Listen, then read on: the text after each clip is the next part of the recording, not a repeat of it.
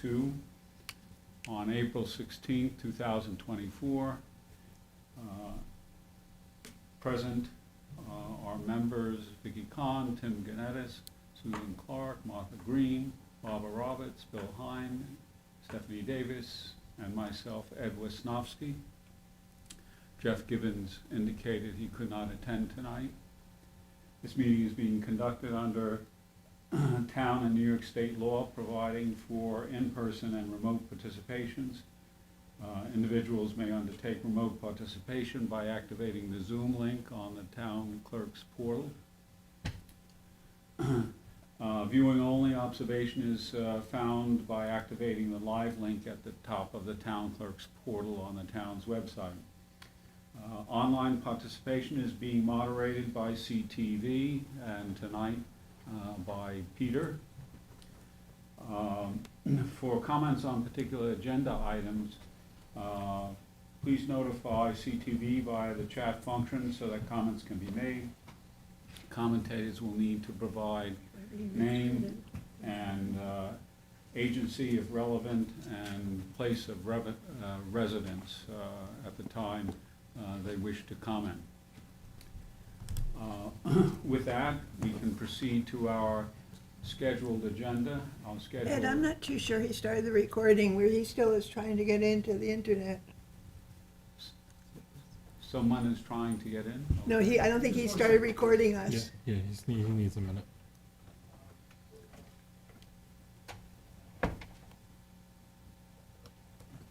You may have to repeat all that. Consider it as rest. Well, Kevin's rules were a little different.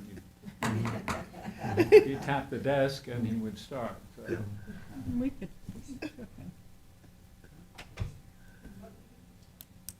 Uh-oh, Stephanie's. Apparently the YouTube recording is on. Good, okay. Okay, very good. With that, we can get to the first item on our agenda, and that was a discussion of an executive session of historic easement negotiations and processes that are being undertaken.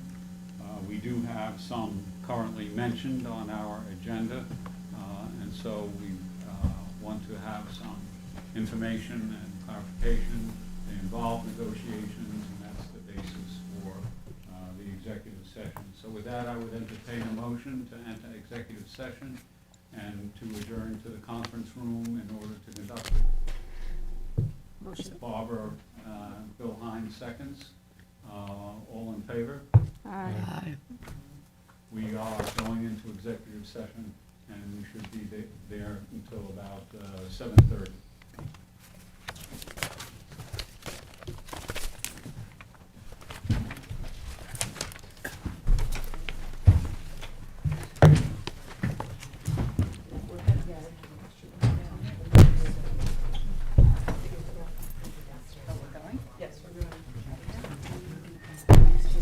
They take 10 minutes getting there and back.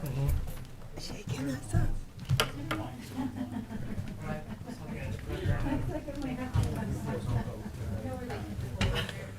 Yeah. Okay. You're sure? Yeah. Okay. I'm gonna have, I can just get on and show pictures. Yeah, and we talk can, about it. Well, it's not. yeah, we can manage it. I'm relaxed. I'm relaxed. Okay. You just chat away, you're very good at it. Well, we'll chat, but I wanna have a.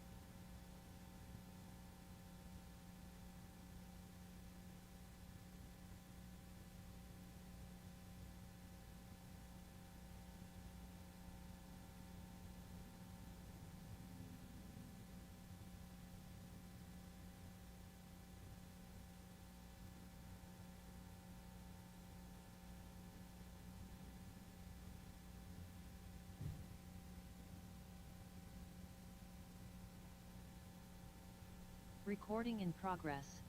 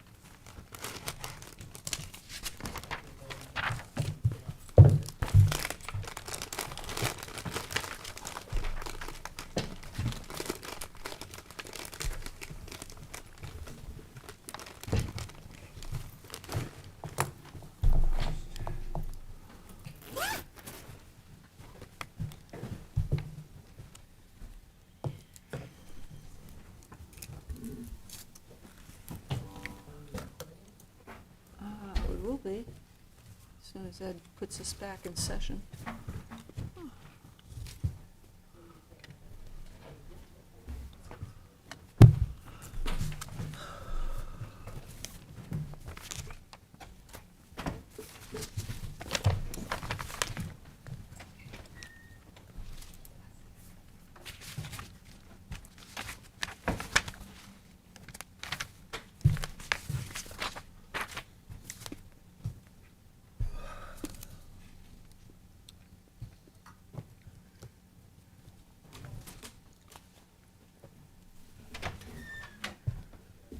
It's on.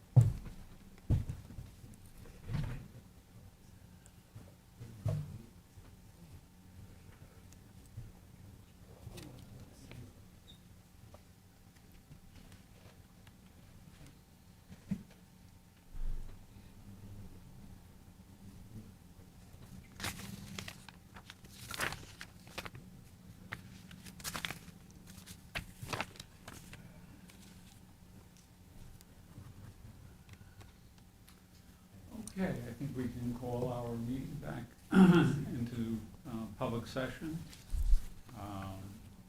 And indicate that we are out of executive session. And just to proceed to the top item of the agenda is the approval of the minutes from our March 19th meeting. They Yes. were distributed, and Susan had a tweak that you sent to Stephanie. Yep. And there's no problem with it? No, I didn't have any issues with it, other than, there was one referral which you questioned whether it was an actual submittal or a ZBA referral. It was a ZBA referral. Okay, So, yeah, that's how it was directed to Okay. our attention, so, but the other changes I will go ahead and make Okay, before I thank you. finalize and post these. okay. All right. And thank And now you. just to comment, even though I had a correction, Christine, as also her predecessor, they're doing an excellent job. Yes. There's no way I could do the quality that they're doing. I may find a couple little things, because it's easier to read them when you've been here. But the people watching and doing are doing a And I great job. echo your compliment. with That's a respect to compliment to them, so the even though I minutes might that find are one little produced, yeah. change here and there. And she's doing an excellent job. Stephanie had them distributed. They have been read. Any further comment on them? Is there a motion to approve? Moved by Susan, seconded by Martha. All in favor? Aye. Okay, minutes are approved. To accommodate our guests, allow for early departure. If there's no objection, we would amend the agenda to allow Julie to go first with respect to, excuse me, with respect to the Stony Brook Southampton campus windmill, and to have us be able to find out, or not, if it is worthy as a landmarkable structure for the town of Southampton, which would be part of a process in which it might be eventually subject to an acquisition of a property interest by Southampton Town in the windmill in order to provide eventually for funds to preserve and restore it appropriately. So with that in mind, Julie, would you want to proceed? Yeah, can I use, since your computer's already hooked up, can I just go on to internet? You can, get a separate page, web Yeah, page, if you know where you're going. yeah. I don't always know where I'm going. Well, while Julie's looking at, could I just say that the Southampton Stony Brook campus is talking about leasing a bit of land with the windmill, not selling it. The current thought is that an arrangement might be for leasing, Yes, they're not not purch- selling. not Right, purchasing just it. correcting And what you said. there are many deeper aspects of the technical problems over a state property with a bureaucratic administration that's as fine. large as the State University of New York. So this You- is just a possibility Yeah. that hopefully can become a probability. Yes, no, I was just, you had said purchasing, so I was Ah. just correcting, you meant Well, leasing. a lease, Yeah. a lease arrangement is purchasing an interest in the property, so. A 99-year lease. Julie, are you ready? Yeah, The windmill's 300 years old, so it should outlive us. I'm assuming you have PowerPoint on your computer? Yes, you do. We're good.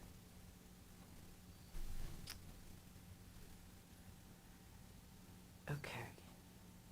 How do I-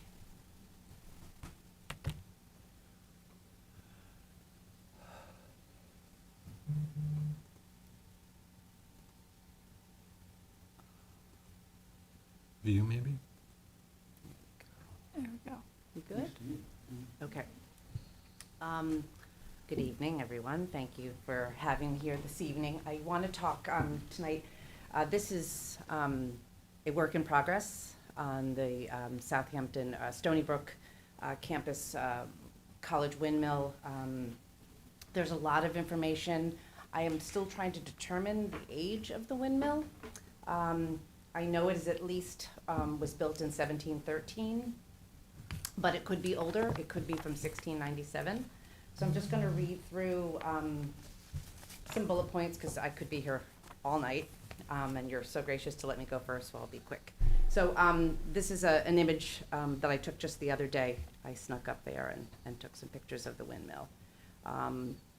So you can see here, there's obviously some windows and things that are of newer generation. Most of these windows were put in 1916, and I'll get a little bit to that. So for the most part, over the last 2 centuries, we regard windmills as these lovely, picturesque, romantic structures, but they're also a symbol of our agrarian beginnings here in Southampton town. And during the colonial era, windmills reigned supreme, and they were used for grinding grain, for pumping water, for sawing wood, all things essential to an early survival of a settlement.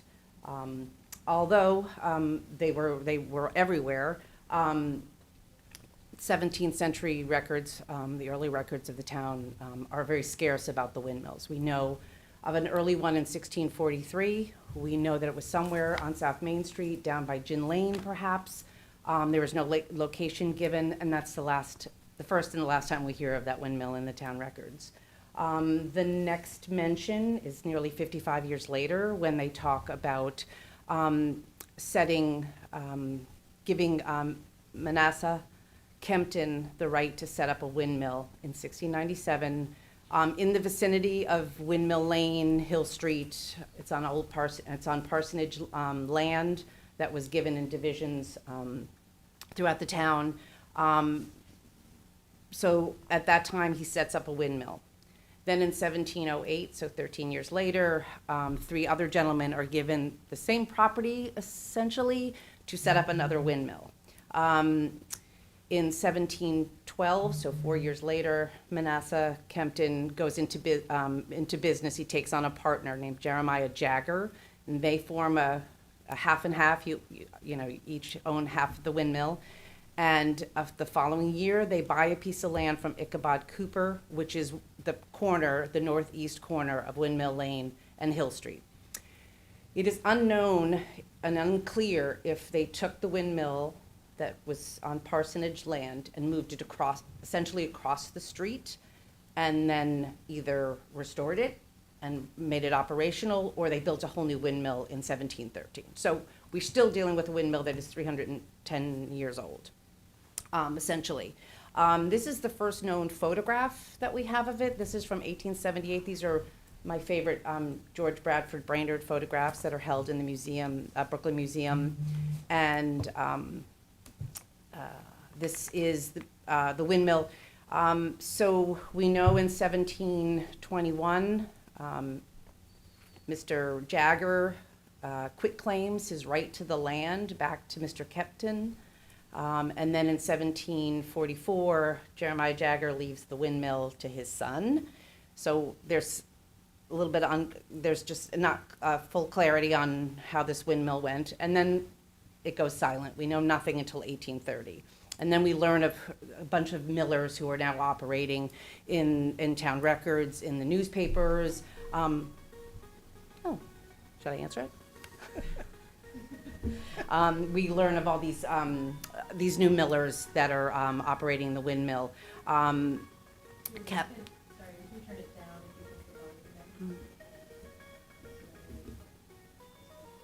I just?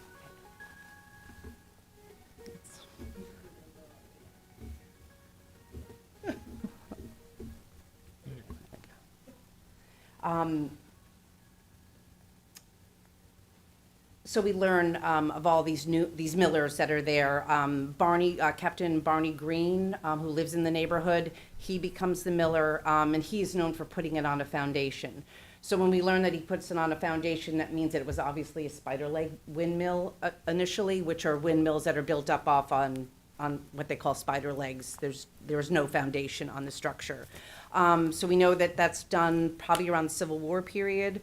Or pre-Civil War, and then in 1861, Caleb Howell Corwith comes into play. He is a native of Bridgehampton. He moves to Southampton to start running the mill.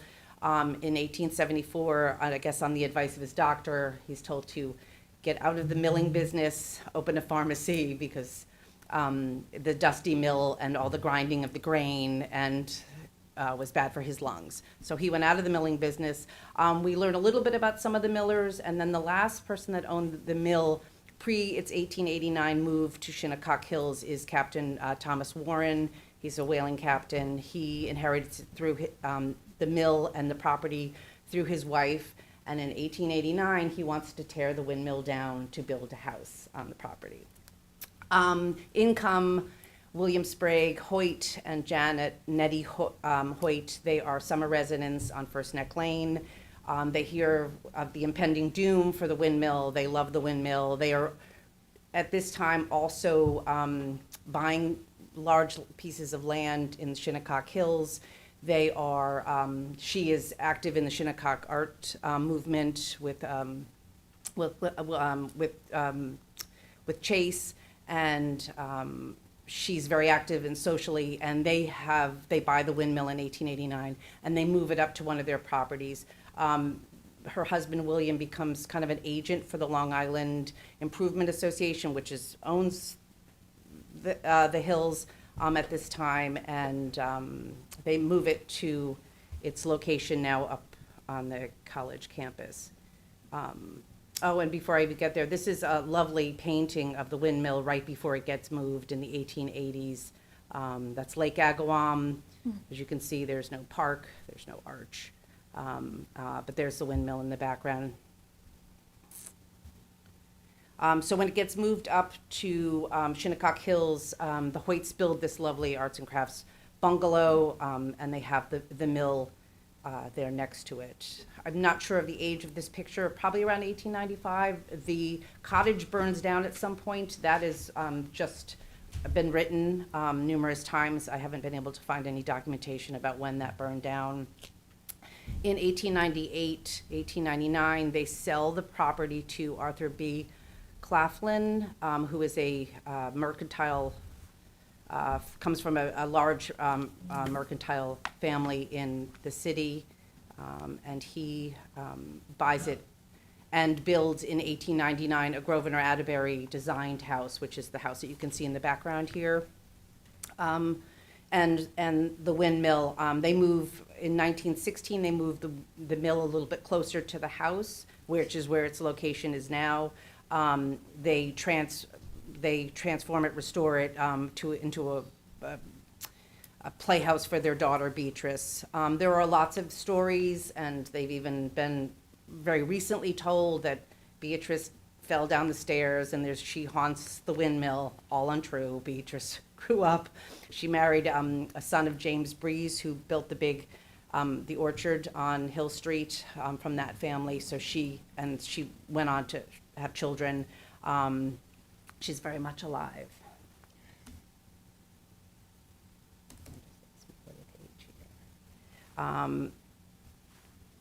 So that's the Claflins, and they owned the structure from 1898 until Minetta died. Mrs. Claflin dies in 1945, and a few years go by, and by 1950 it's bought by Thomas Tucker Schwartz. He buys it and he turns it into a resort inn. There's a lovely, this is just part of their menu,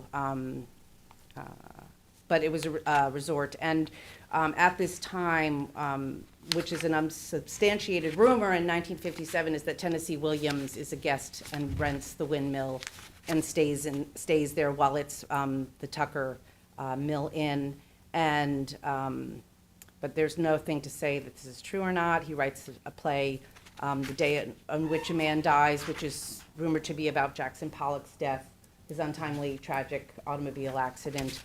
And the only thing, so much had been done, but this plaque was put there in 2013 by Stony Brook, it's a literary landmark register.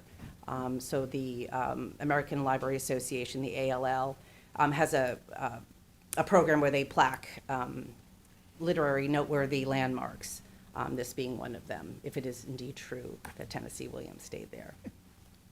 I never let the truth get in the way of a good story.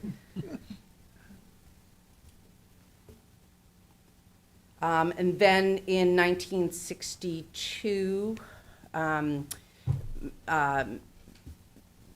Mr. Schwartz and a group to build a college in Southampton are negotiating. In February, they decide that they're going to offer him $325,000 for the property. The property's grown to about 60 acres at this point. It's unclear how much he actually got paid for it. Mr. Schwartz dies unexpectedly in I guess April or May of that same year in 1962. So his widow takes over negotiations with the college. She wants more money. And then finally, by 1963, the college has succeeded in raising enough money. They raised $325,000 to buy the property, and then they were raising another $50,000 to restore the property. There's, along with this Grosvenor Atterbury designed house, there are garages and stables and things like that all get restored along with the windmill. So what I found with the Southampton College, which was wonderful, is just that they revered the windmill while it was Long Island University, from the fact that the name of the newspaper was The Windmill. They blew up these photographs of the windmill, and those were the retirement gifts to professors. The president of the campus in the 60s, Mr. Glanz, he wrote a whole little story, their affectionate history of the windmill. It's a little pamphlet. It's lovely. We have it here at Town Hall. And he just talks about the fact that the windmill means so much to the campus, so much to the students, so much to the faculty, to the community, that they did everything that they could to preserve it. In 1991, that's exactly what they did. So this is a photograph of the mill after it had been restored in 1991. And then that's just a shot of it from the other day. That's the rear of the mill. And it is now so these are just some of the shots that I took. The so when I saw that they had the grist stones used as the steps, I suspect that the whole mill got moved with everything inside intact or somewhat intact. But it has been restored. So when the Claflins owned it in 1916, when they moved it, they restored it. The interior is not a windmill anymore, a functioning windmill. I do know that Stony Brook did put new blades, new sails on the mill, but Martha could probably speak to this, that they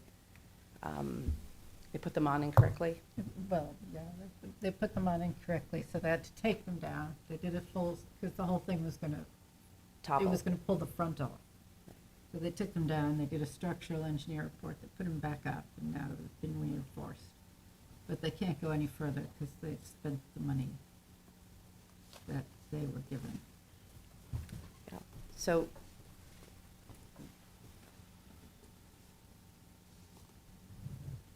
there we are There we- to today. I can't get this to go back. And the only thing that the school has on the table is this very remote possibility. Did I press something? No, just The only get thing closer. that they have on the table for the university is that this possible lease back from the town, who would then be able to restore it. But they have, with that lease comes materials, which was a very vague word, because they obviously spent some money. They were intending to restore it when we spoke to them a year and a half ago, but now they have nothing in the budget. And so whoever leases or takes the windmill on gets the materials that they've purchased. Although they say they had no plans to restore it, they somehow purchased materials for it.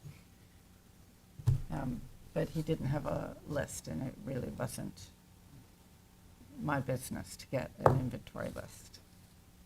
When was your last visit to the windmill?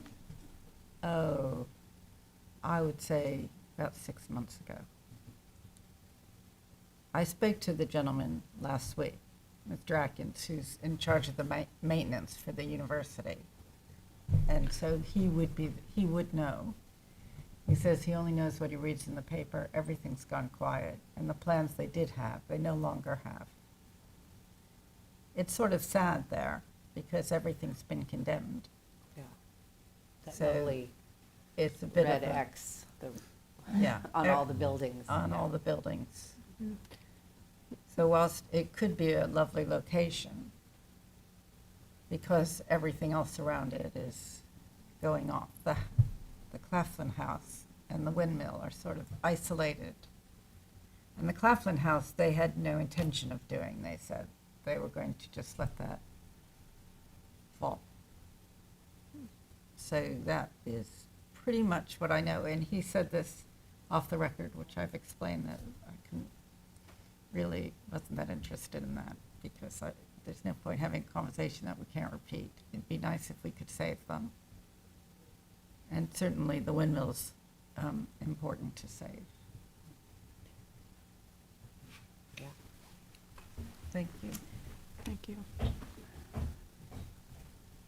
It would make a great venue for music, something, or, there's it's I'll on a just- nice bit of ground. Say, I stopped yesterday, and I think the last time I was there was 2010, 2012, whenever I was taking photos for the historic resources map, and you're welcome to use any of those. There are also a few vintage, I think there's a postcard from the library, but anything, if you, have right, my report, which I will Yeah. send to all of you once I kind of But wrap up some, it's, yeah. it's I all was that. really taken by what good condition it was in.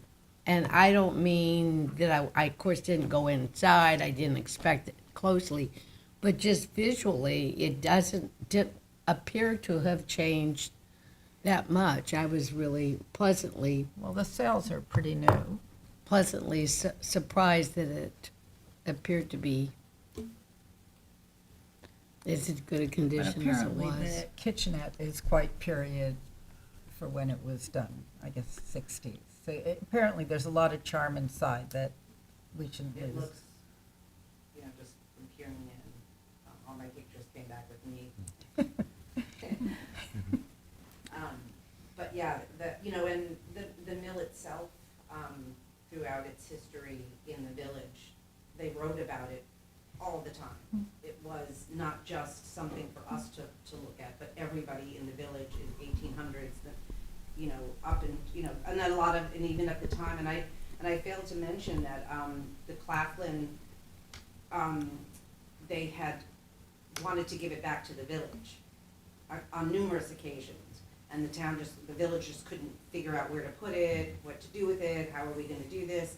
So it just kind of kept, even though it kept making the front page news, because everybody just kept rehashing its history, the village never took them up. And that was in 1927, and then again in 1929, they were always, and then they said, oh, no, we're not interested in giving it to the village. I think a group got together to try and get it back. There was committees formed to figure out where to put it, and it just never made its way back to the village. It's also in Hefner's windmill book, of course, and Images of America, the windmill, the photograph book that a couple people had put together. And I think it's in Wetterau's, either Yeah. one of her two books, so. So Pretty also, well just to covered. mention, Martha did a brief summary, just a background with things, and she provided also some of her imaging for the report, but much of it duplicates what Yes. has already been There's said. about 100 years of detail Yeah. Julie gave us. The real question for us to look at here is whether or not we see the merits for recommending it eventually as a landmark, so that that posture can be known to the world as we go forward. That's a perfect example, though, of what you were talking about to add value to the area. Because if you landmark the windmill, it will make everything around it give it some value, because it'll give it some charm that is guaranteed there. It is visible from the road, of Right. course, So so it passed daily by. Let me walk through the Yes. standards for landmark designation and ask for your reaction and to see if we basically are in agreement on what qualifications match the status of the windmill. The first qualification is that does it possess special character or historic or aesthetic interest of value as part of the cultural, political, economic, and social history of the locality, the region, the state, and the nation? Yes. Is that Yes. something we all Yes. agree on? Yes. Okay, number one. Meets check mark A. Is identified with historic personages or site of a historic event of the town, state, or nation. My assessment of the names that were brought into play here with the Hoyts and the earlier Millers. Yeah, that we had Fordham, Pelletreau, Jagger. Pearson, Corwith, Jagger. Warren. Yes. Barn, Green, yeah. So are we in agreement that and that Yep. seems to be as well unanimous? Embodies a distinguishing characteristic of an architectural type, period, or style. It's Yeah. an image. Does it look like a windmill? Yes. Okay, it's a type. We are all in agreement on that. Is the work of a designer, engineer, builder, artist, or architect whose work has significantly influenced an age? We really don't know the builder to. No. The millwright could have been Mr. Kempton in 1697. Right, so we don't find that of a standard we can apply. Because of a unique location or singular physical characteristic represents an established and familiar visual feature of the neighborhood. Absolutely. Is that, Absolutely. are we agreed on that? Yes. Okay, so E as well. Well, I think we are positive about being able to recommend this. We'll try to complete a report in a printed form, and we will be able to have this available to take to the current managers of the windmill at a upcoming meeting, and be able to say that the Landmarks Board is on board with this process to try to preserve it in some way. No. Okay? Yep. All right, so. All right, so that's actually kind of half of Shinnecock Hills. We have the other half of Shinnecock Hills on our agenda. And I would propose that we take that up at this point, and that's 520 Montauk Highway. And let me get to it here.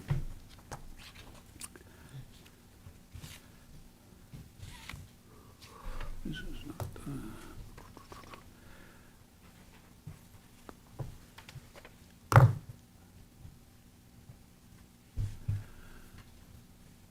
okay, I will try to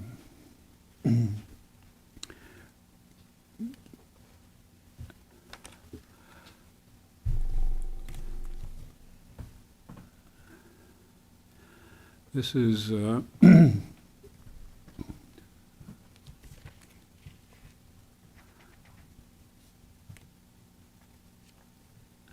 this is the site in Shinnecock Hills.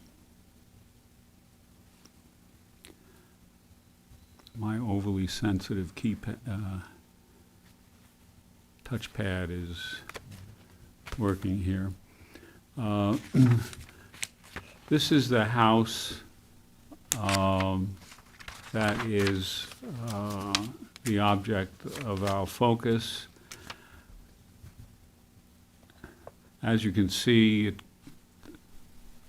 this 2022 picture, I believe, shows the presence of sand traps and greens as part of a small golf course that was installed at some point. And just for reference purposes to the little history I'll walk through, this area here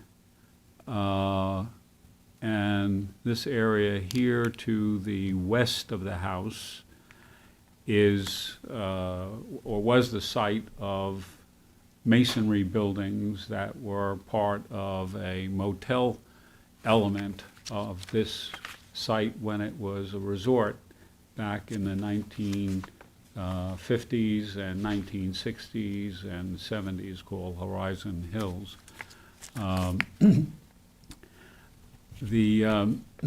This house sits at the top of a hill, the one on the left here of the screen, the top of the hill that is called Sugarloaf.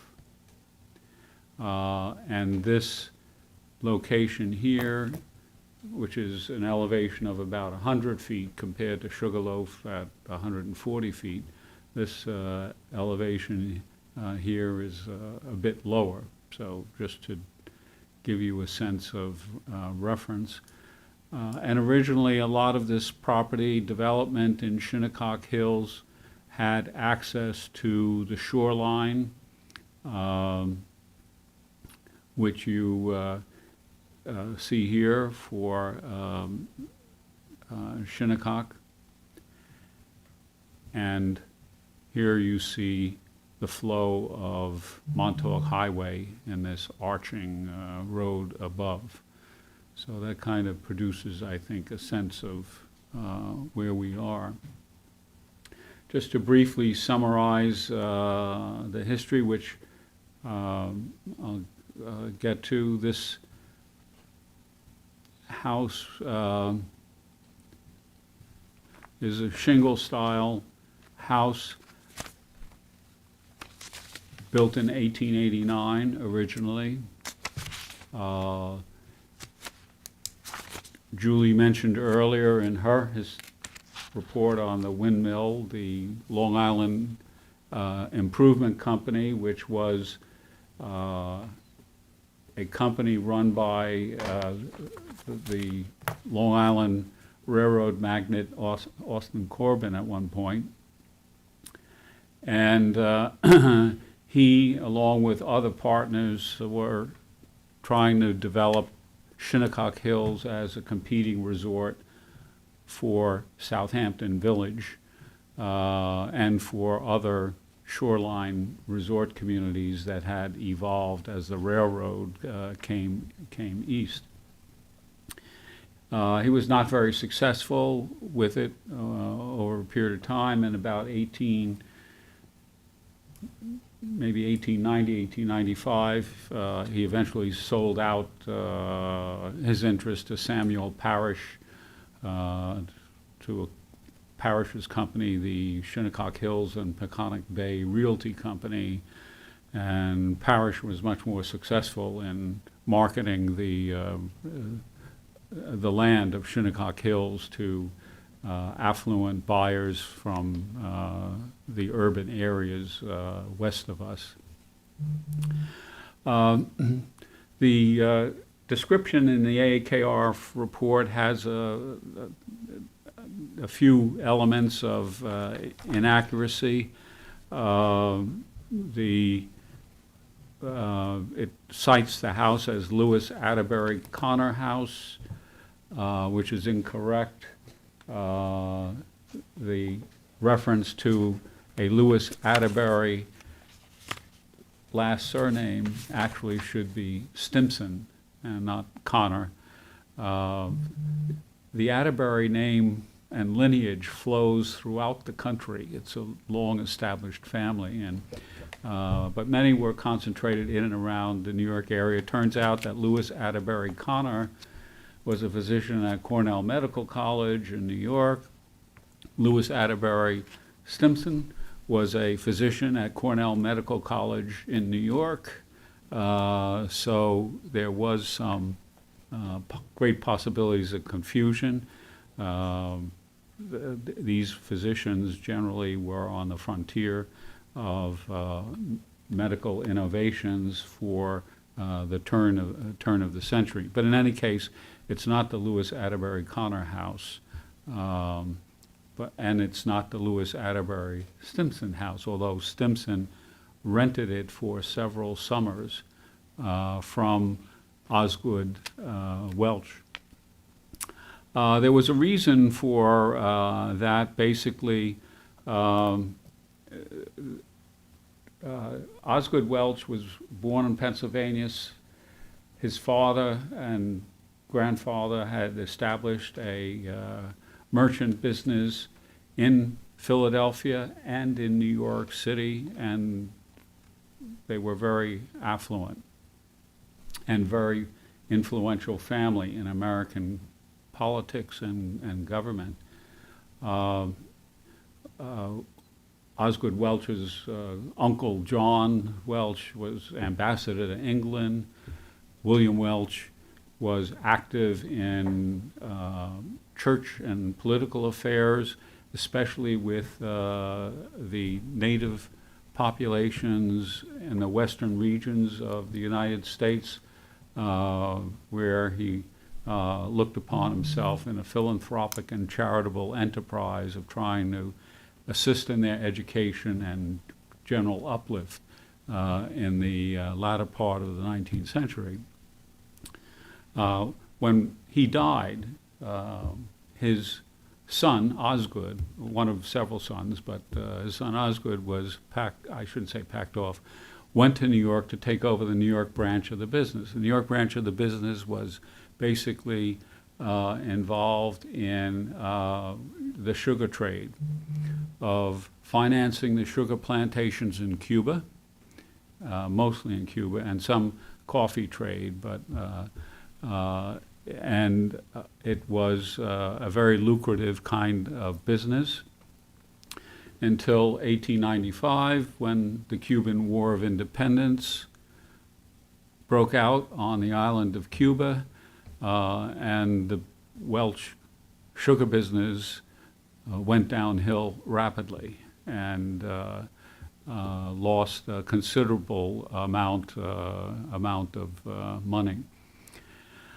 In any case, when he had money, he and his wife bought a plot of land from Janet Hoyt, and who you heard about a moment ago with William Merritt Chase and the windmill movement, and basically found the best and largest builder of upscale houses in the United States at that time, James Hamadou,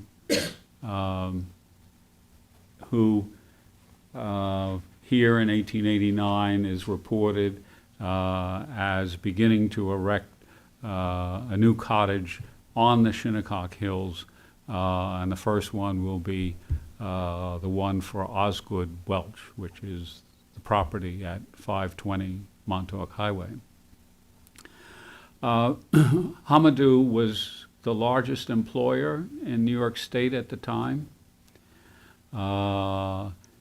He himself would often be directly involved in the building of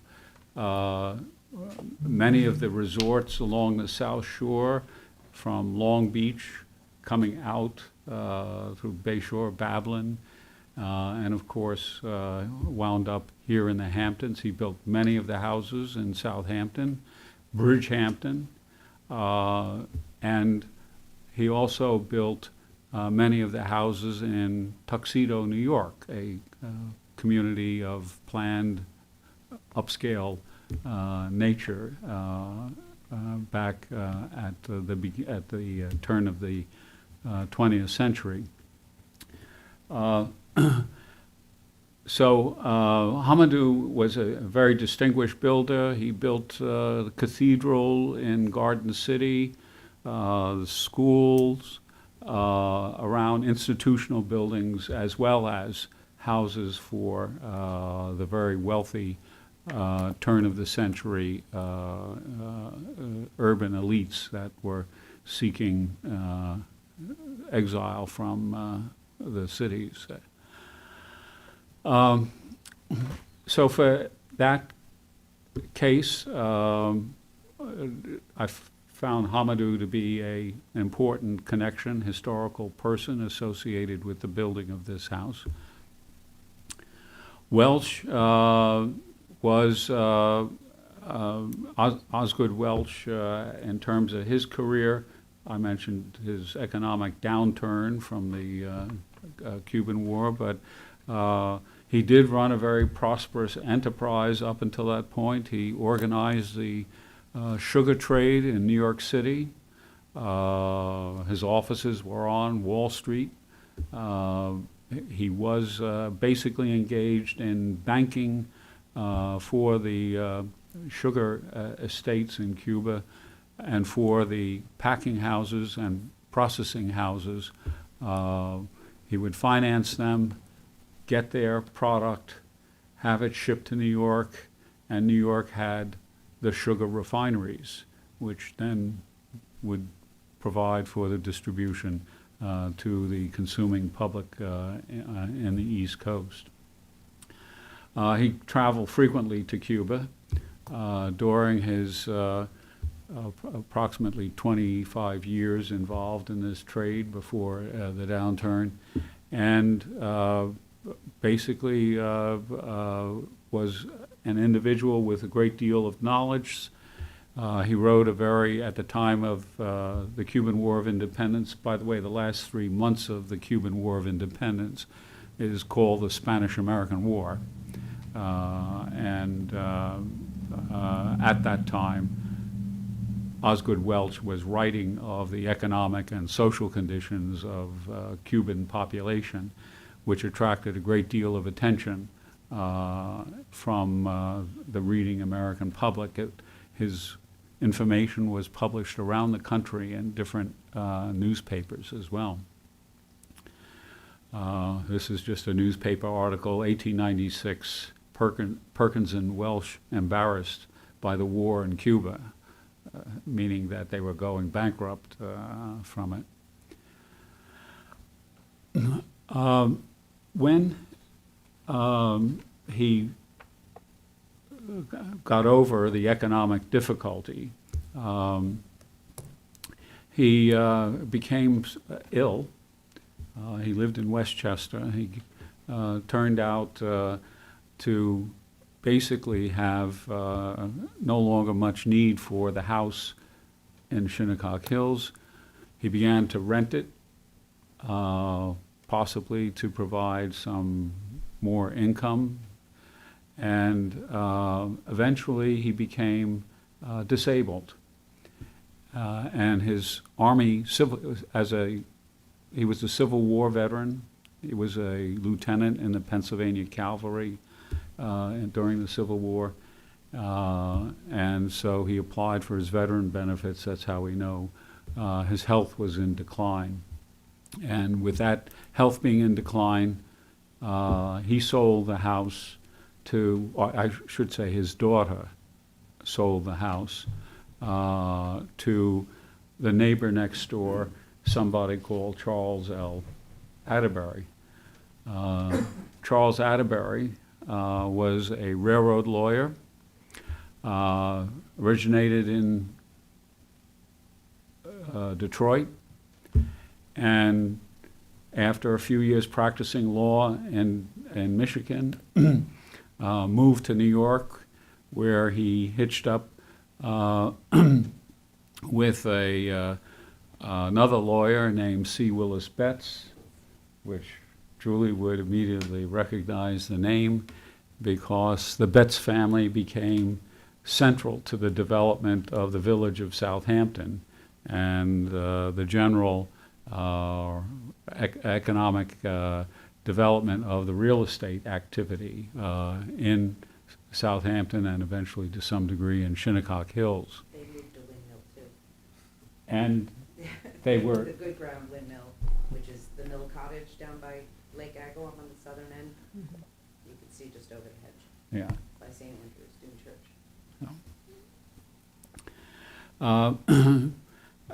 Atterbury originally bought a house on Agawam Lake and cashed out when the property values rose in the village of Southampton, and moved to Shinnecock Hills to join Samuel Parrish and Austin Corbin as developers in the Shinnecock Hills. And actually, the first thing that Atterbury did was to commission the building of a house north of the highway, which became William Merritt Chase's studio and house. He never lived in it. He commissioned the building. It was built on the design and under the auspices of Stanford White of McKinney, Mead and White, the first of many of their shingle-style houses to be constructed in both Southampton Village and in the Shinnecock area as well. Atterbury built on the adjacent parcel to the land of Welsh and had a house also built by Stanford White, but it burned down in 1929. And we only have images of it. We don't have any existing person or an existing remnant of it anyplace. In my assessment of this, I see Atterbury as a locally historic person, especially for his role in the economic and I should say social and cultural development of Southampton, because when they were here, the Atterburys were part of the Southampton society with all of their social activities, clubs, tennis, and even, I think, some equestrian activities as well. Atterbury, when he died, I should say Atterbury had only one son, one child, a fellow named Grosvenor Atterbury, who, while he was born in Detroit, came with his family to New York, studied at Yale, went to Columbia University to study architecture, and like many wealthy individuals at the turn of the century, after graduating from college, took a European tour of time off, so to speak, and came back and joined the firm of McKim, Mead, and White, the architectural firm. And I'm not sure how long he was there. Atterbury's portfolio of architectural product is quite extensive. Probably locally the most famous, if you were to pick the most famous object, would it be the one on Job's Lane? Yeah. The Parish Yeah. Art Museum? But, Yeah. yeah. And Now the Claflin House. yeah, so, but there are a whole bunch of local houses and local institutional structures that are part of what Atterbury accomplished. One of his patrons was John D. Rockefeller, where he constructed the houses for employees on the Pocantico Hills estate. So he too managed to find the link, probably the social link, so to speak, for a wealthy clientele. And of course, he designed the Tucker Mill Inn, so to speak, Yes, the Claflin Mansion. And basically, all this was in his neighborhood all the time in the Shinnecock Hills. Another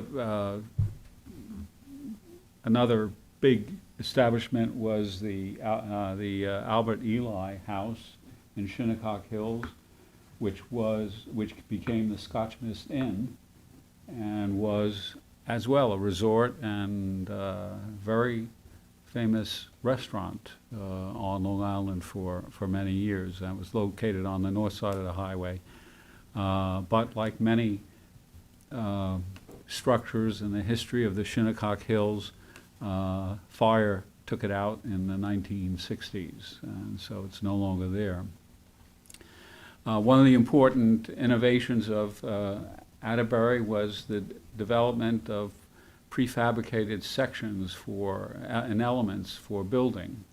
And it was a technique that was applied for the building of, and he was commissioned to do, for Forest Hills, the planned community of Forest Hills in Queens.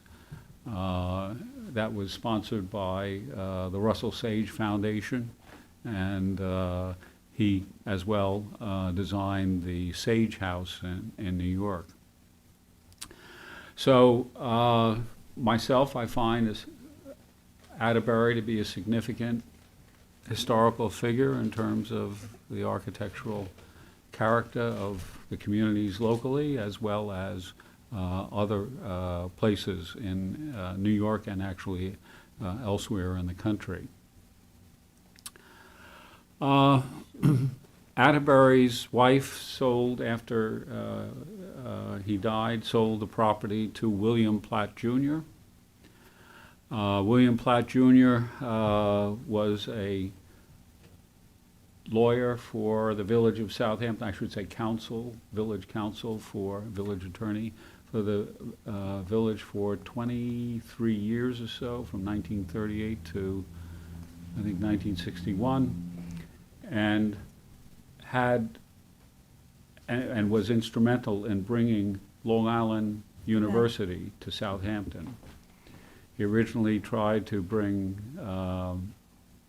Adelphi College to the campus, to what is now the campus of Stony Brook University. But Delphi backed out because the local community did not raise enough funds in order to support it. Platt then went to and got Long Island University to establish a campus, and he donated land that is currently part of the campus for facilities for the Long Island University. So he too has a big role in terms of what has gone on in Southampton. The subsequent ownership is basically not significant in terms of anything that I found. They often were involved in renovating and remodeling the original structure in somewhat dramatic ways when you look at the current house. Let's see if I have some pictures to give you an indication of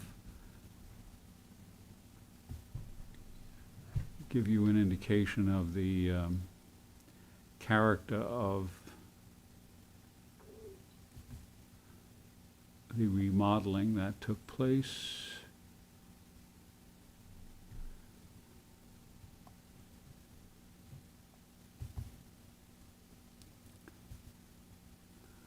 Okay. This is the south elevation of the house as it exists. As you look at this, you see a rather new chimney. And in fact, the chimneys have been replaced on the house. They originally were stone and have been redone completely. This is the north elevation that kind of faces Montauk Highway, clearly set back from the highway. This portion here, where you see the hip roof porch with columns, that's an addition that was not original to the house. I don't have a view of further to the left of the picture, but there was in picture show, there was a structural element there that was removed. At what year I couldn't determine. There you can see one end of the house with how brand new the chimney is. This is from 2017, these pictures, at which time the architect provided the assessment that the house was in very good condition and structurally sound. As you can see, the glass, the fenestration and doors have very distinctive characteristics to it.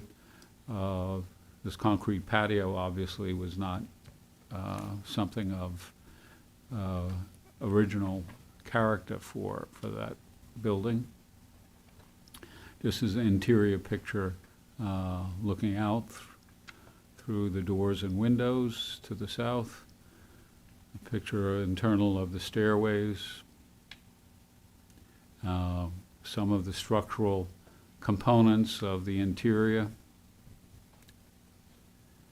And again, very distinctive windows with 18/1 lights. And looking out through one of the doors. So, coming down to the questions of, is it landmark worthy?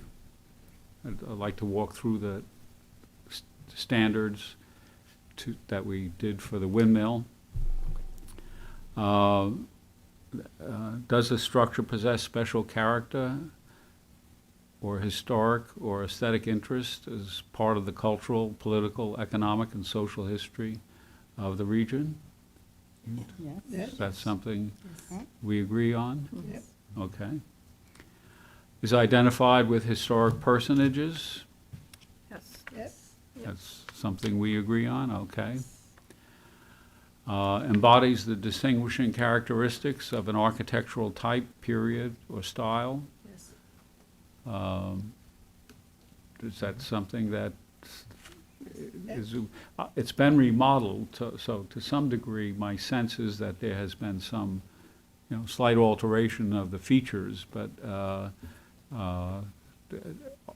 does it still possess those characteristics? Yeah. Okay, Yes. all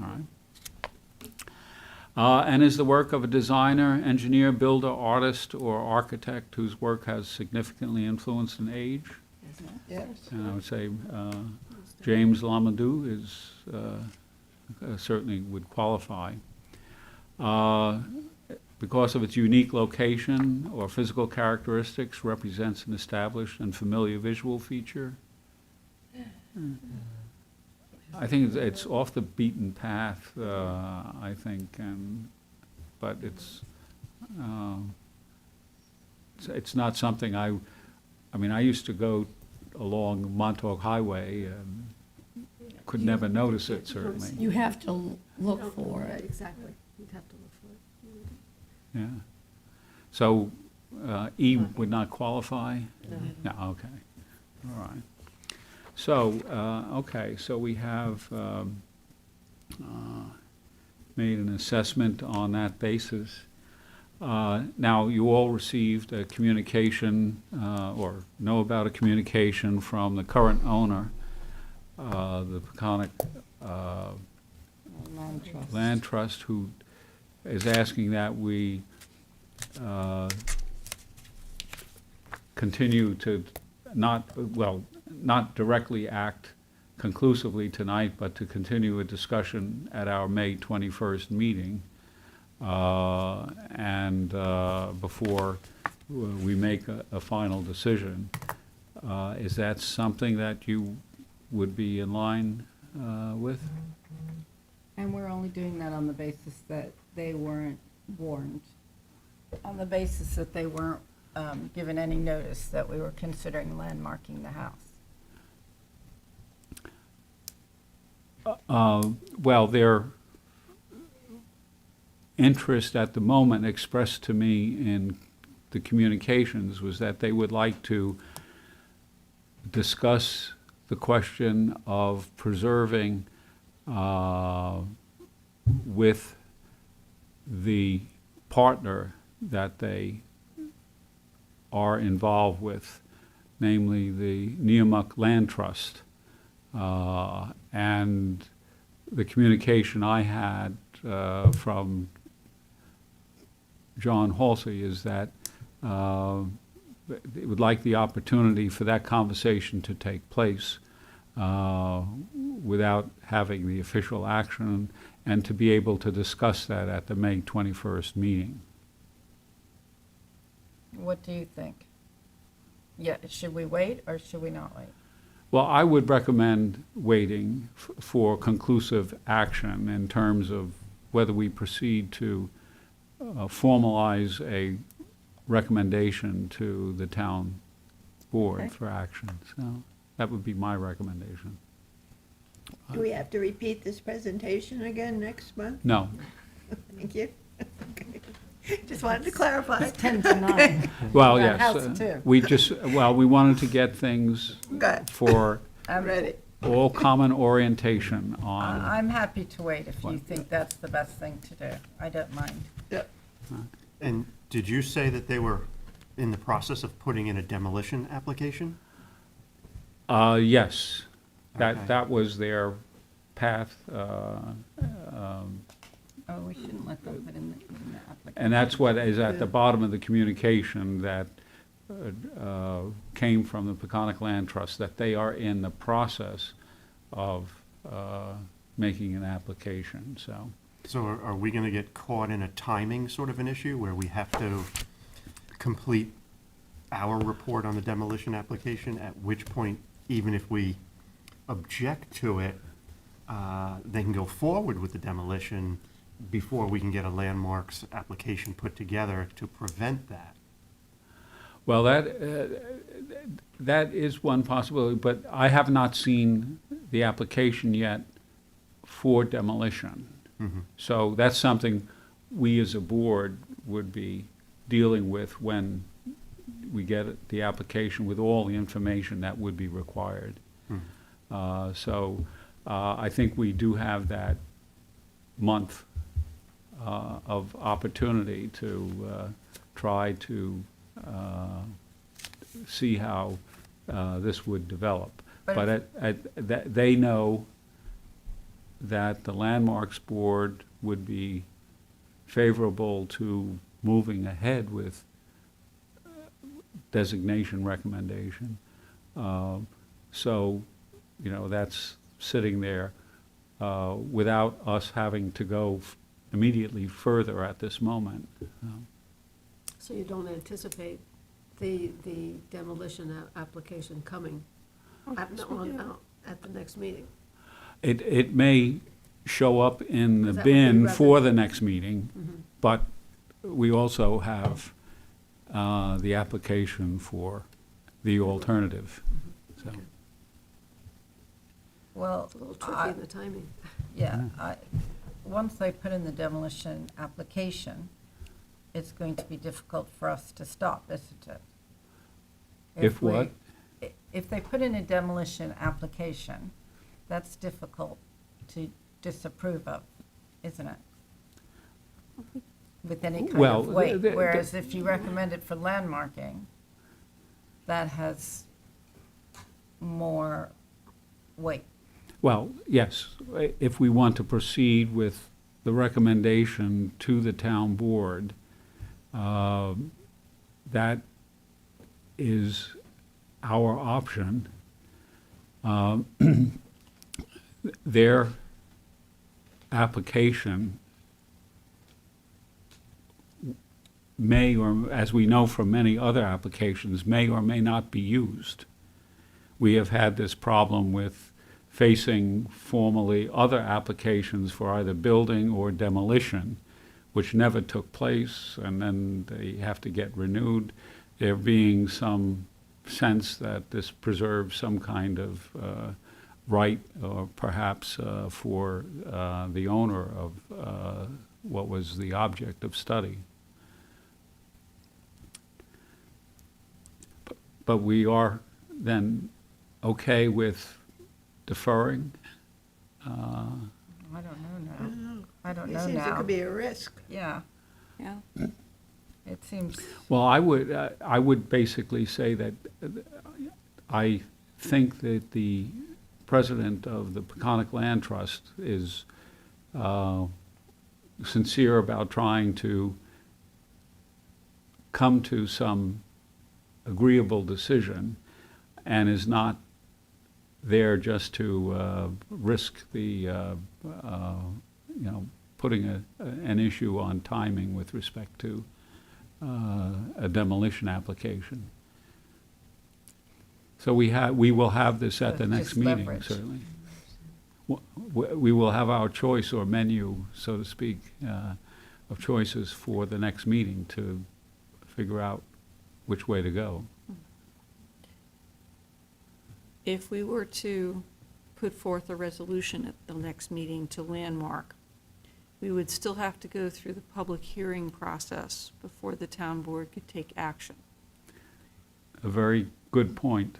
And if we are presented with a demolition application that is complete, that we need to consider at the next meeting, even if we objected, 45 days later, they could proceed with the demolition. So the question would be, if we recommend landmarking, would there be enough time for the town board to have the public hearing and act? The process is when the town board publishes the notice for a public hearing. So that can be done, I think, fairly rapidly with the resolution to have a public hearing. And that freezes things.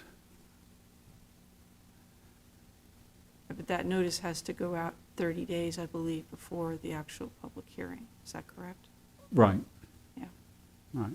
But once the announcement of the public hearing is done, that's That would freeze the the demolition protective umbrella. process. That would freeze the timeline on the demolition process? That would freeze that, yes. What could possibly change our mind about this, that we would allow demolition? Well, at the moment, the only way of, it's possible, maybe there are arguments to be made, and they will have their opportunity to present their discussion and evaluation of the situation. But We they also- haven't heard from Yeah. the land trust, other than the letter that you all received, and so, But they also have the opportunity to speak at a public hearing if we chose to landmark it tonight, because it still would then need the town board to approve it. It seems to me it'd be a safer action for us to start that process. Particularly as we've all agreed that we meet the characteristics here as pardon? the board. I said we have all agreed as a board that we do, that this property does meet the characteristics necessary for a landmark resolution. That's correct. And we're basically asking ourselves that the owner of the property wishes to make their point clear about, what they want to do with it, and they are somewhat uncertain as to whether or not they want to see it potentially preserved by moving, or whether they want to see it demolished. And in a sense, it might be better from my thinking about the forward history of the Landmarks Board, to allow that kind of discussion to take place at this time in our business, the way our business is developing.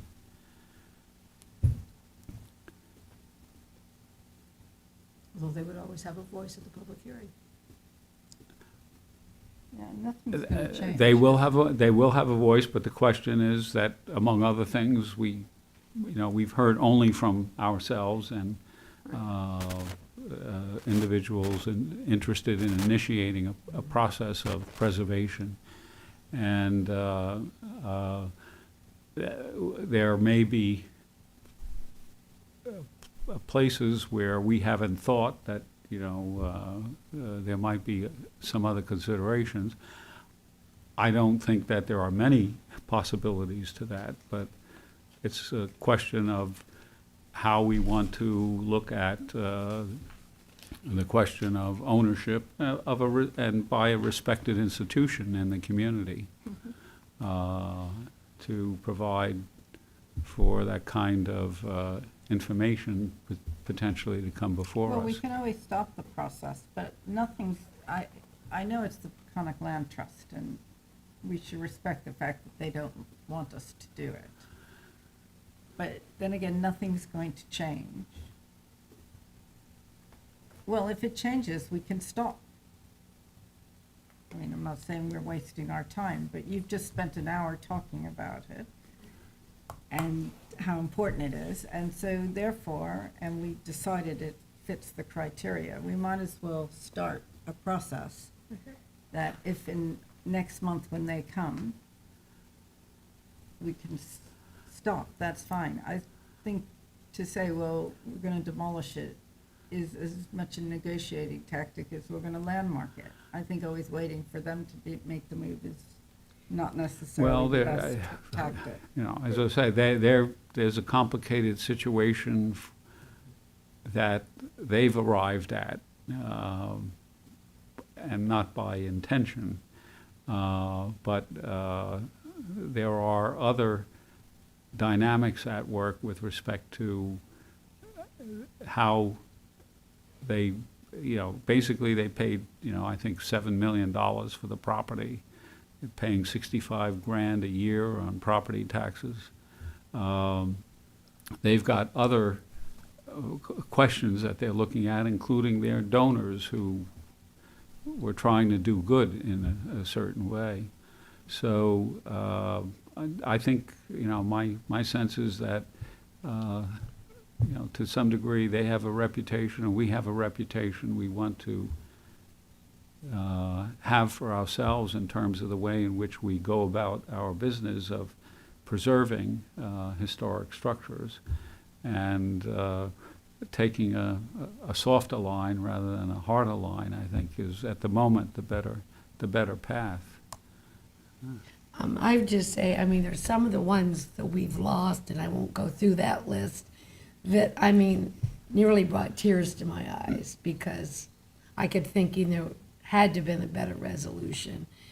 This one is complicated, I believe. There are a lot of, depending on how you look at it, and as preservation-minded as I am, I just think because of the complications with that particular piece of land in its meaning to other, you know, groups of people, that we may need to wait a little bit. That's, so I guess I'm agreeing with you, Ed. And I'm normally like, let's say that.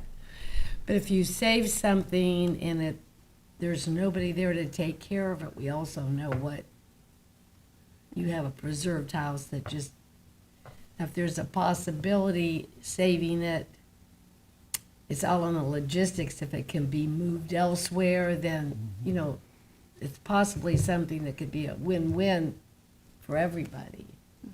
But I just think it's complicated. So we should decide what we want to do. Pardon? So let's just decide what we're going to do. Should we take a vote on it? What would you think? Well, if somebody wants to move that this be a recommendation to forward, that's, you know, the individual's opportunity to do it, you know. I think there's one more thing that needs to be said, and that's that, you know, this possibility of landmarking, we are, I think, under the understanding that this building will be moved to another parcel. And, you know, I think there may be some issues, some complications with that too. And I think giving it some additional time to make sure that that mechanism is in place to accomplish the move. Because I think the understanding is that it would not be landmarked and left in place. It would be landmarked and moved. Quite possibly, it might not wind up being moved because whatever it's required, financing, variances from the ZBA for the placement of the building on another property where things may not fit. There are a lot of things involved. There's no guarantee that what we're thinking about would actually, designation would actually come about. Yeah, so I think giving some extra time to make sure that those particular things are aligned for the move that we all understand will happen if this is landmarked is important before we move ahead. So should we tell them that we would like to landmark it, but we'd like to give them the time? That's what I was suggesting. Okay. But that But they that- know we want to landmark it? So Yes. they haven't got endless time? Right, yeah. Okay. Okay, yeah, it's, we've oriented ourselves, and it's known to the world beyond that we find this as very worthy of being designated a landmark. With that kind of consensus, let me just ask, is there anyone who would like to address this issue?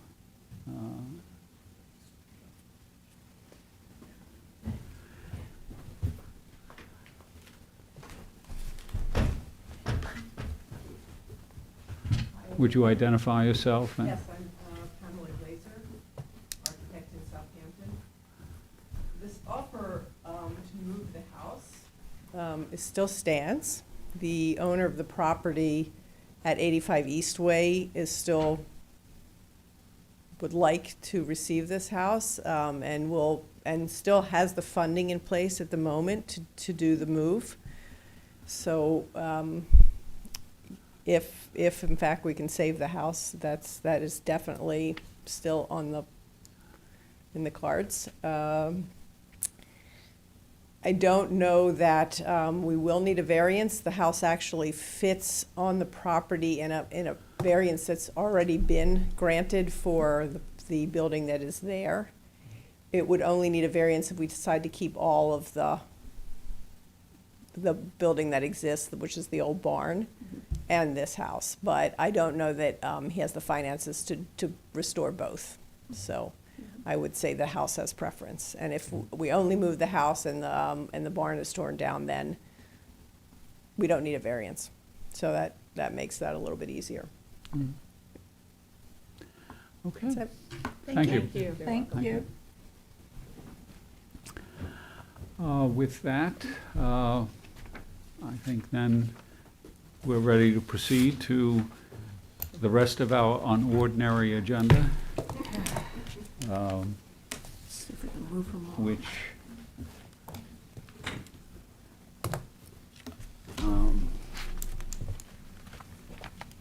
I will try to bring up. The first object. Good night, Joy. Thank you. Yes. Thank you very much. Thank Thanks you, for your everybody. time. Yep. The first item will be 18 Walnut Avenue, East Quogue. Yes. And Bill and Stephanie were at work on this. Yep. Okay, Bill? And this is going to seem fairly simple compared to the prior things this evening. This was very interesting because it has an AYB of 1776, followed by actually in the Hamlet Heritage Area Report, followed by a question mark. So we were really hoping to find something in there that was 1776. They have a stop work order and they have gutted the inside, so all of the framing was exposed in the older part of the house, and definitely it did not look like 1776. There's also a shed that's 1940. It's been updated, new roofing, new siding, new trim all over it. There's also a 1994 two-story garage. So we didn't have any objection to demolishing the shed. It connects to the house with a pergola. We had no objection to demolishing that. And we had no objection to demolishing the 1994 two-story garage. The property is identified as EQ33 in the AKRF, and they cite the construction date as early 19th century, which we also disagreed with after reviewing the maps and the framing in the house. Again, the Hamlet Heritage Area Report for East Quogue cited that it was either a late 1800s or 1776, followed by the question mark as the construction date. In the Hamlet Heritage Area Report, they stated that this home is one of the oldest in the hamlet and retains a very high level of integrity. It no longer has a high level of integrity, and it definitely is not one of the oldest houses in the hamlet. There are several other properties that are identified as historic resources along Walnut Avenue in this area, numbers 4, 7, 11, and 17. 11 is the one being landmarked? Yes. Yeah, so 11 has a landmark application in, that we've reviewed that, approved it to our part, and they are waiting for the facade easement to make their decision. Again, looking at the inside, looking at the framing, you could see on the framing, it was visible that lath and plaster had recently been removed. Most of the framing inside the house is a rough sawn lumber.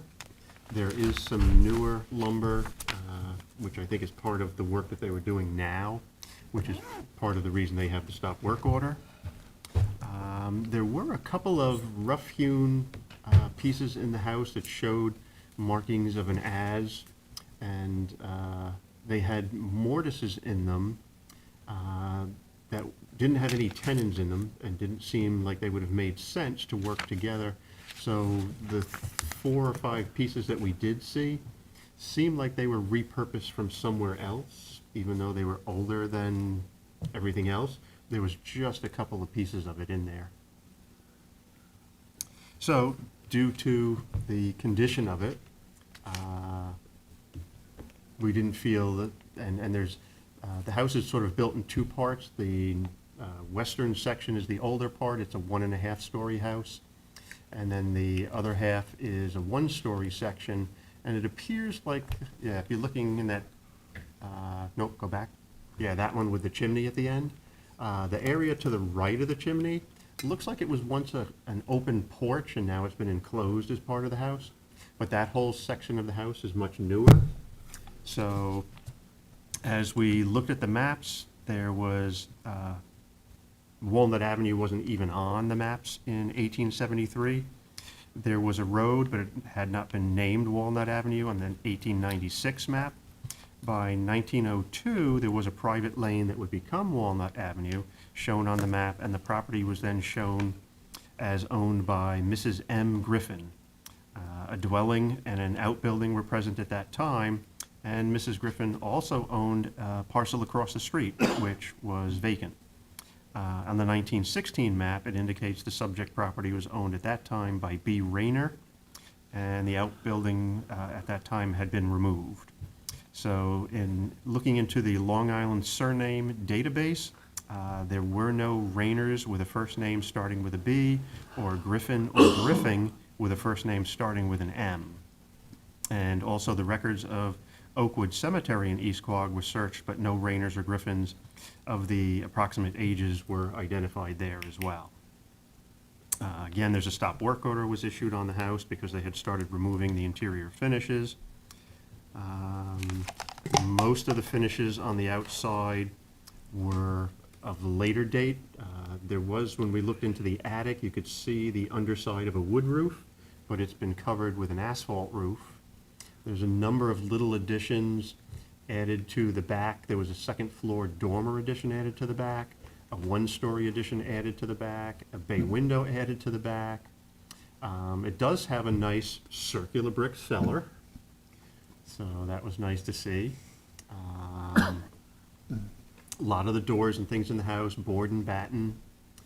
A lot of original hardware and things. Again, everything sort of indicating more late 1800s, early 1900s date. Definitely not anything for 1776 or even early 1800s.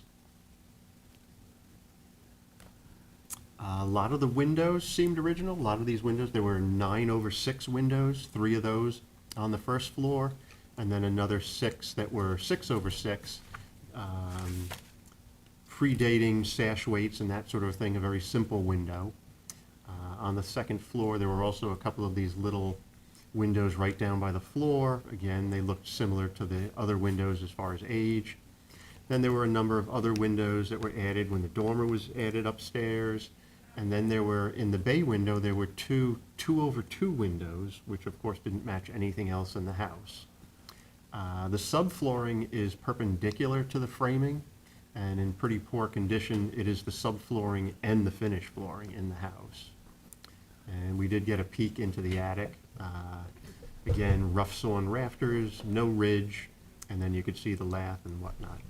Interesting, in the basement, or in the cellar, yeah, you can see the circular cellar there, the steps going up the stairs, although they have a sort of cut block for the tread, underneath it were ballast stones. And we also found a number of them in the cellar, not really in the foundation wall at the perimeter, that's all brick, but there were just little piles of them here and there, and also piles of bricks just sitting on the ground, supporting different points of the floor without, yeah, the bottom photo there, you can see it. They're just sitting on the dirt, and they're all just dry stacked. There's no mortar in that brick column or in the ballast stone area. So there were some interesting things, and definitely, if the house is to be knocked down, we'd love to see some of the windows salvaged, some of the interior doors, a lot of board and batten doors, the hardware. That was the one, that photo has the one wooden post in the basement. Otherwise, there were no other wood posts. And everything has been cut and manipulated. The framing was a nightmare of one piece cut off and another one added in. In one location, there was some rot. It looked like they did a little remedial work to it, and then that rotted, and then they did another piece added to it. So it's had a rough life. But definitely no reason to save the shed. The garage, 2-story garage, again, is 1994, so we didn't see any reason to save that. So we were hoping that maybe we could recommend saving the oldest portion of the house and using it as an accessory building somewhere on the site.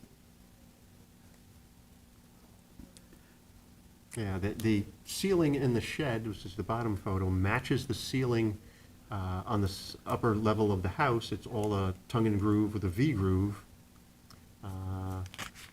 So kind of links them together somehow with age, but the shed is 1940 and the house is more like 1900. Don't know if that was repurposed in that building or something. Yep, little hand pump out on a little platform in the yard. Currently not working. There's the 2-story garage. Not the most historic proportions, but again, it's 1994, so we had no objection to them taking that down. Okay. So you recommend no objection to the demolitions involved, and there being evidence that some of the reference to its original build is actually in error. Yes. Based upon your diagnostic Yep. efforts. Once again, very thorough, and just a pleasure to get visuals and the interpretation of them as to what has taken place. That being said, is there any kind of other comment from our board on this particular building? If not, then our consensus is not to object, and would, Bill, you be willing to Yes. do the response on it with whatever Mhm. recommendations on retrieving Yep. some of the early or some of the 19th century aspects that remain in the house? Yep. Okay. Okay, 2 Squires Avenue, which is an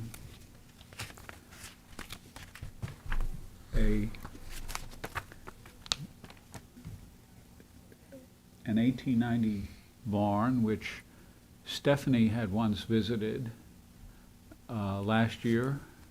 Yeah, it was, I think it was last year, and I visited again in conjunction with this particular application. When we visited this property last year, all of the buildings on the property were proposed to be demolished, with the exception of this barn. And it was not clear at that time, why they wanted to save the barn. But at any rate, they have proceeded to demolish all the buildings on the property, with the exception of the barn and the original Caffrey house, which dates to 1890. And you can see on the lower photograph there, Ed, if you scroll down, the Caffrey house is that house in the distance there, right on the edge of the bay. It was historically a boarding house, has quite a very interesting history. Bill and I got to take a look in it, last year. And it's still got a lot of original furniture and other things in it. But it was proposed to be demolished. I'm not sure why it is still standing. The owner appears to be in the process of redeveloping the property with a new house. It appears that they may also own the property next door, immediately to the south there. Hedgerows, fencing, et cetera, have been removed between the two areas, and it looks like it may be being built into some sort of family compound. But be that as it may, our business is not with the southern property, it's with the one right in the middle there. The barn in question is over on the left-hand side there in the orange, that barn right there. And all the other structures that you see there, with the exception of the house right down by the water, are now gone. The barn was not in great shape when we looked at it last year, and I don't think that time has been helpful to it. You can see there's a big pile of mulch right now. It's been stacked up next to the barn, shoving one of the doors in. The upper door is open, allowing in the weather. When I looked at it last time, there was, some framing issues, et cetera, in there. It was not in great shape. And at this point, it doesn't, the Caffrey house, this had some similarities to the structure that was lived in when the boarding house was operated. That structure is now gone. The other structures that resemble this one are now gone. So this one is the only remaining one with the decorative elements on it and the sort of the green and white motif. So we didn't object last time to the demolition of these structures because of the poor condition that they were in. There was some really deteriorated materials in here. This barn was in better shape, but I don't really see a reason to object to it at this point. These are, by the way, are not at all visible from the public street. It has a long driveway in from the end of the road. You can barely get a glimpse of this barn. You cannot see the Caffrey house. So interesting, needless to say, the details. Not that means we should object to it, but it's just so, the time and the effort, Yeah, I mean, the scalps. everything that you see there, all the way over to the left, is driveway. The road is still out of view to the left there. That's the end of the road. There's the road right there. So you can see it's a very, very long driveway into the flag lot. And there's some topography here too. This area is elevated above the bay, so there's a little hill to it. It's very, very difficult to see anything down that driveway. Yeah, there's the barn.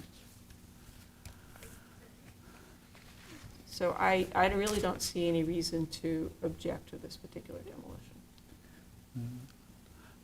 Nor do I. Any further comment from board colleagues? There being none, that's the consensus. We'll report back to the building department. And Stephanie, would you Be happy to. provide the paperwork on it? Thank you.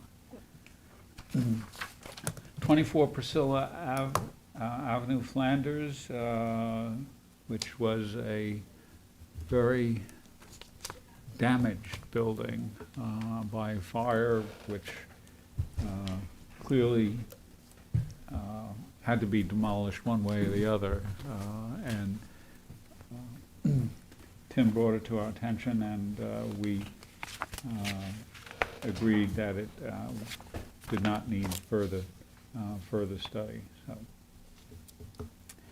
7 Red Creek Park, Hampton Bays, the demolition of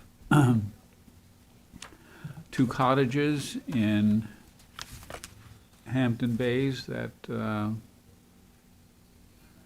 sit on the water. Let me just see here. I think there were some. Let me see if I can get the pictures from the application here. Just for references, Hampton Bays.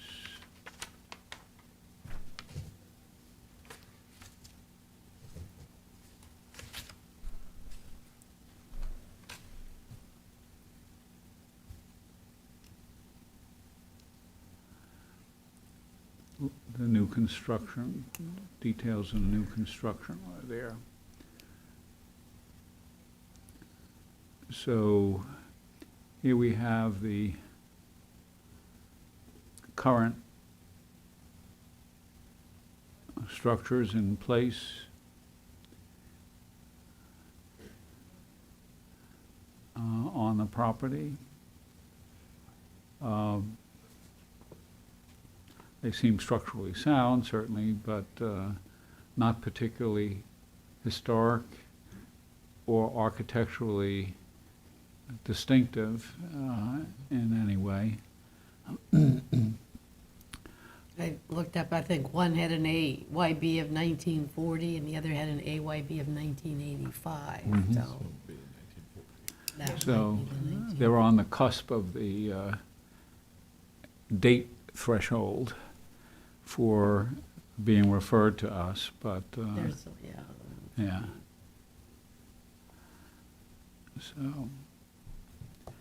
So if there's no particular problem with this, I will respond.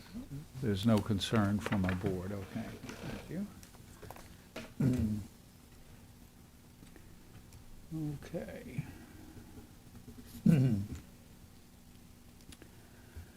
All right, 2312 Main Street, Bridgehampton. A project that sits in the historic district of Bridgehampton. Let me get the oblique view to give a better sense.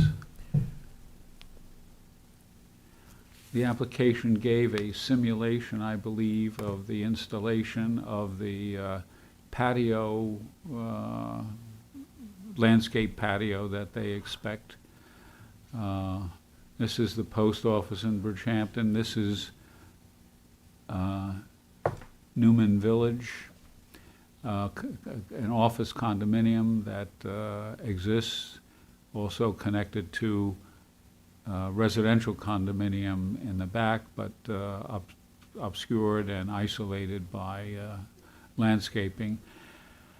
And the project is to install a patio in this area here on the east side of the existing building for a bit of outdoor lounging recreation for the office component of this building. It's to be landscaped and obscured. Just for, by the way, reference points, these are buildings that we have had before us in terms of the sign questions that we'll be returning to, but this is in the a neighborhood that we have become very interested in recent times. This is the Catholic Church and its parish hall to the east of the post office. So the post office often has people parking in the condominium parking lot in order that they can avoid the crowd and cramped circumstances of the post office parking lot. And so that's kind of one of the little traffic components that will be going in and out of the parking lot that exists for this complex. As long as it's, to me, as long as it's reasonably obscured, the patrons of the post office who park here would be probably the only ones to have a real visual experience of the new structural element that would be there. It would not be easily visible from Montauk Highway or the sidewalk as one walks by. So my inclination is to not have any objection and to issue the appropriate certificate of appropriateness. Right, because it's for the COA also. Right, yes, yeah. So if that is okay, we should have a motion and a registered vote for that act. Motion. Moved by Vicky to second it. approve a certificate of appropriateness as the plans show for the installation of the patio structure, and seconded by Martha, okay. Any further discussion? Hearing none. All in favor, say aye. Aye. Okay, motion carried, thank you. 63 Newtown Road, another barn question.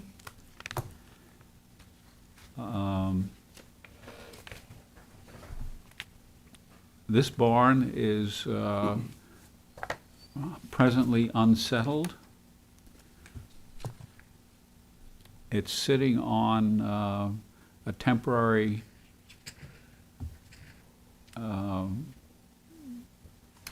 pilings, not pilings, but Privy.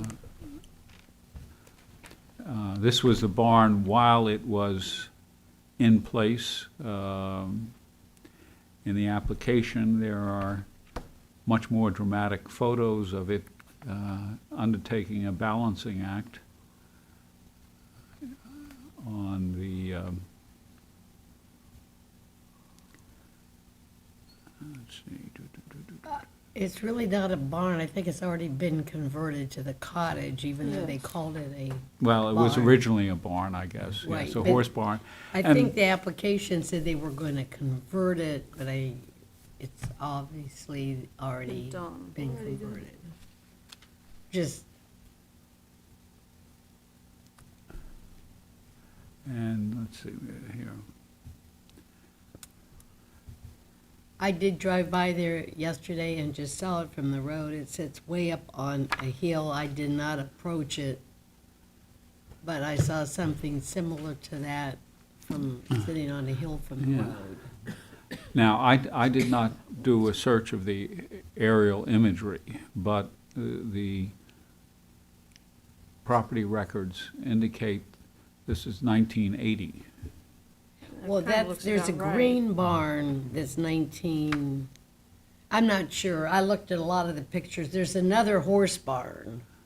Okay, there is another There's another okay. horse All barn. right. There's a lot going on there. There were, the CO from 1988 had had three structures and an accessory building. And it's 3.68 acres, and you really can't see them all from the road. But where it's sitting right now is on the far right. Well, it's been moved off of this location. But So, but, you know, it, there's a house with an AYB of 1922, there's another one of Right. 1930, there's another one of 2008. But there Right. appears to be a lot going on that property right now, and also around it to the west. so I don't see any No. problem with this at all? No, Nothing? not at all. Okay. No objections to it. 156 South Country, Remsenburg, Stephanie, This is one that had been flagged because it used to have a very, very old house on it. And, you know, it was supposed to be redone, and it ended up basically 99% of it in a dumpster. There may be a little bit of framing left, but that was it. The house that's there now is essentially a brand-new house with a little bit of framing perhaps in it. This particular was patio on a relatively new structure that was further back on the property. You cannot see it in any way from the road. And there had been a patio. They wanted to enclose this patio and make it a porch. So there's absolutely no reason to object to this. And, you know, as Bill and I were talking with David, this property needs to have the flag removed because there is nothing historic left on it at all. So I think that was going to be done. So we should not be getting referrals on this property again, unfortunately. It's one of the very oldest houses in Remsenburg. Gone. okay, 39 Peconic Avenue. Jeff sent pictures. I don't know, did he send pictures to everybody? He sent 3 pictures to me. A couple days ago, I had failed to look as to whether they were copied to everybody else. I didn't see them. I saw a thread of a conversation that you two were having. Oh, I don't know if I saw the pictures. Okay, well, he didn't object. Let me see if I can get my email record here.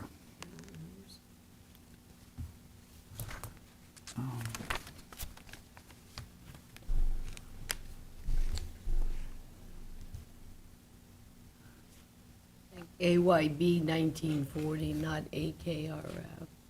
Yeah.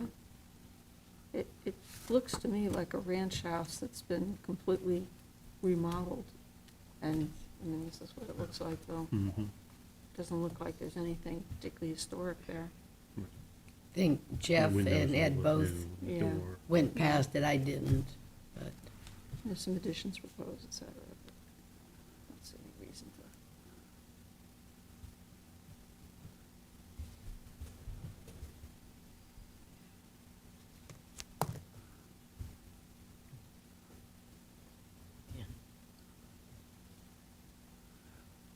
Okay.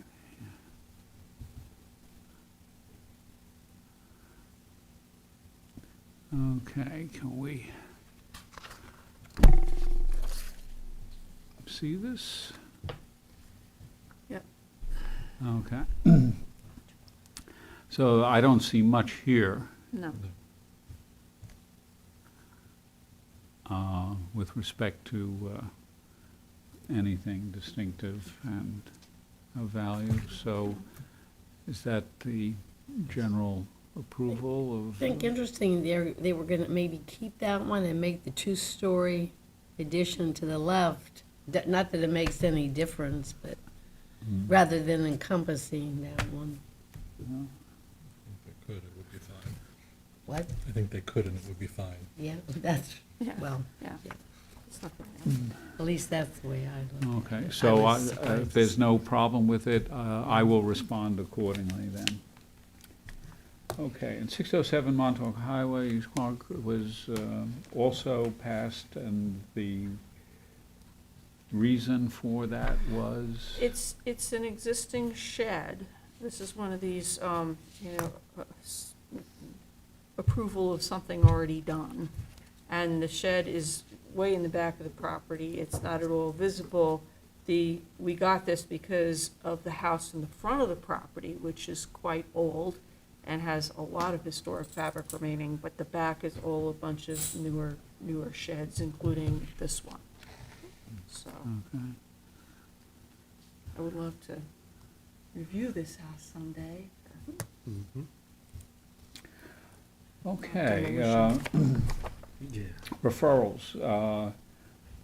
2446 Montauk Highway, Bridgehampton, is a retail it's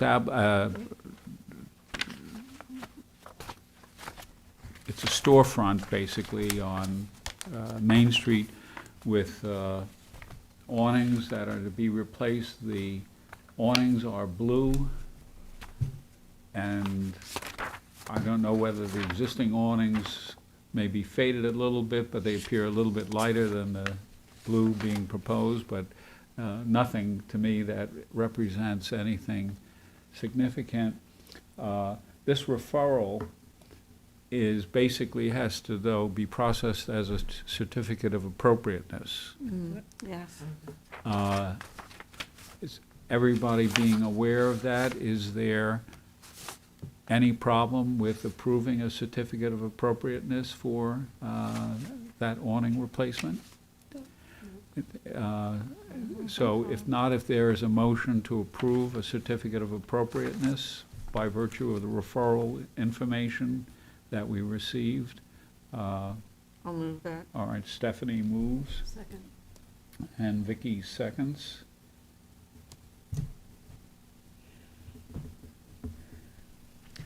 All those in favor, say aye. Aye.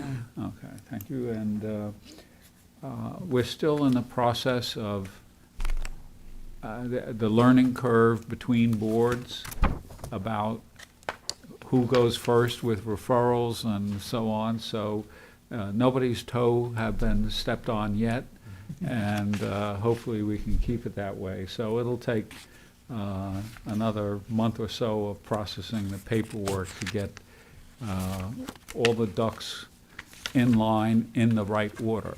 So 225 and 251 Butter Lane. It's a planning board referral pre-plan application which involves a subdivision of an existing plot of land to basically allow for multiple storage buildings. This is a light industrial district of Bridgehampton, and we have been there before over the years with respect to developments on this property. This is the property involved. This is a little bit of a dated photograph because this is now a parking area for the exercise, Equinox, I believe, exercise facility that will be across the street, which we talked about not too long ago. And this will be the storage area that's subdivided. I see no problem with this, if there Does it is still any have the concern. barn? Does it still have part of the old barn? No, the that- farm- That's No, all Yeah, that was demolished. Martha and I inspected the barn just before it disappeared under our approval versus the house that disappeared without anybody's approval. Okay, I knew the house disappeared, I guess, and I knew the barn I thought was still there, but I don't go down. No, Yeah, it's it's no. a huge hole. Okay. Yeah. So, but there's no problem, then I will, and so communicate to the planning board, so. 520 we've done, the Southampton windmill we've done. The one, I'm sorry I didn't get some additional information to you on 126 South Country. Yes. I I have some stuff I wanted to deliver, but this is, I think we've got one more. We just got 142, a referral at the last, Yeah, 142 South Road in West Hampton. That's a Right. subdivision. but I'm not understanding that one. Well, The- they're basically asking to take one lot and make two lots out of it. But if they do that, none of the stuff on the back lot is within the actual building footprint. This is lot 2. what is the address? It's 142. 142 South Road. Is that unnamed? I looked up the AYB, it was 1976, and it's not an AKRF, but I'm not familiar with the area, so maybe I get south. 1976, I kind of doubt that. It's an older house. Okay. Yeah. Well, I may have looked South Country, I do that every now Yeah, and again. this is South Road. Yeah, So, this is different I than may South have- Country. So this is an older house. I'll Yeah, look. it's an older house. I took a quick look at the historic maps, and it looks like it's showing up on 1916, perhaps 1902, but it's hard to Okay. tell because it's out of the main downtown Okay. area. I was trying to put this off till next month, but there's a public hearing on this on the 25th of this month, next Okay. week. So we need to respond to the Is plan. there, I'm unfamiliar with it, so, certainly can't really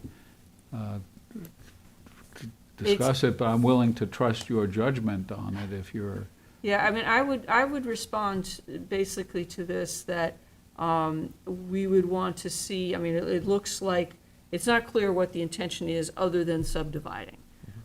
There is a house on the front, what will be the front lot, and that looks like it's in a more or less conforming location. But there is also a cottage on what will become the back lot, it's like way in the back there. And that is not in a conforming location. It's not clear to me whether, there was no mention of demolition in here, but they may be, setting the stage to do that. So I think the recommendation at this point would be to, if there's any demolition proposed for this property, that we get a referral for this, for that. But it's not something that's in AKRF, it's not in the Hamlet Heritage Area Study.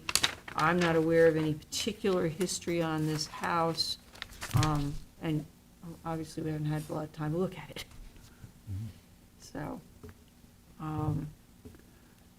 I would be happy to respond to the planner and just make a notation. is that okay from us to, okay, fine. Yeah, You're we'll You're in respond. charge.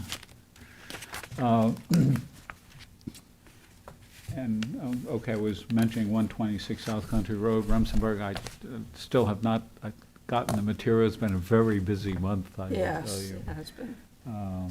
11 Walnut, we have talked about, and 149 Country Road. In the interest of, is there any, the Landmarks Maintenance Award, have we spotted any applications? No, maybe you should Okay. stop by the Uh, office to That's, see if- but the announcement was made, Yeah. and I thought there would be, if there's not a problem, I thought that the North Sea Maritime Center would be applying for something Would be the schoolhouse, I'm sorry, yeah, the North Sea Schoolhouse, yeah. but I'm not sure what Community, happened. yeah, would be applying. I thought they were interested in windows for heating efficiency for the building. It's a landmark, so it would, qualify.